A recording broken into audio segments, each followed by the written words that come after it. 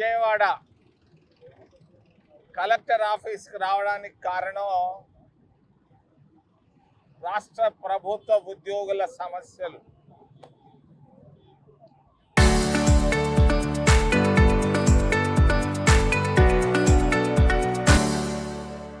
రాష్ట్ర ప్రభుత్వ ఉద్యోగులు కష్టాల్లో ఉన్నారు. రాష్ట్ర ప్రభుత్వ ఉద్యోగస్తులు అప్పుల్లో ఉన్నారు.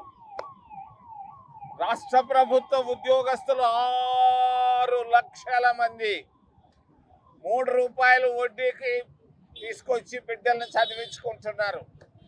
ఇచ్చేటువంటి జీతాలు చాలటం లేదు. ధరలు బాగా పెరిగిపోయినాయి. గత 8 సంవత్సరాల్లో 5 సంవత్సరాలకు ఒక్కసారి పిఆర్సీ వేయాలి, పే రివిజన్ కమిషన్. గత 2 రాష్ట్ర ప్రభుత్వాలు పిఆర్సీని వేయకుండా కాలయాపన చేస్తా పోతున్నాయి.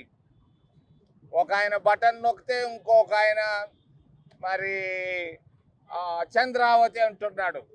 రాష్ట్ర ప్రభుత్వ ఉద్యోగులు 24 గంటలు కష్టపడి పనిచేస్తున్నారు. వీళ్ళ స్థితిగతులను ఆలోచించే సమయం కూడా దొరకటం లేదు అధినేతలకు. నేను మా కాంగ్రెస్ పార్టీ తరఫున తెలియజేస్తున్నాను, ఖచ్చితంగా పిఆర్సీని రేపు రాబోయేటువంటి కేబినెట్ సమావేశంలో వెంటనే ప్రకటించాలని నేను డిమాండ్ చేస్తున్నాను చంద్రబాబు నాయుడు గారిని. మీరు దీన్ని ఏదో చిన్న విషయం అనుకుంటున్నారు. ఇది ప్రమాదకరం రాష్ట్రానికి. రాష్ట్ర ప్రభుత్వ ఉద్యోగస్తులు ఎవరు సంతోషంగా లేరు. ఇది కారణం ధరలు, విపరీతంగా ధరలు పెరిగిపోయినాయి. గ్యాస్ ధరలు పెరిగిపోయినాయి, బియ్యం ధరలు పెరిగిపోయినాయి, నూనె ధరలు పెరిగిపోయినాయి, అన్ని ధరలు పెరిగిపోయినాయి. బాడుగలు కూడా, ఇళ్ల బాడుగలు కూడా పెరిగిపోయినాయి. ఈ పరిస్థితుల్లో రాబోయేటువంటి 10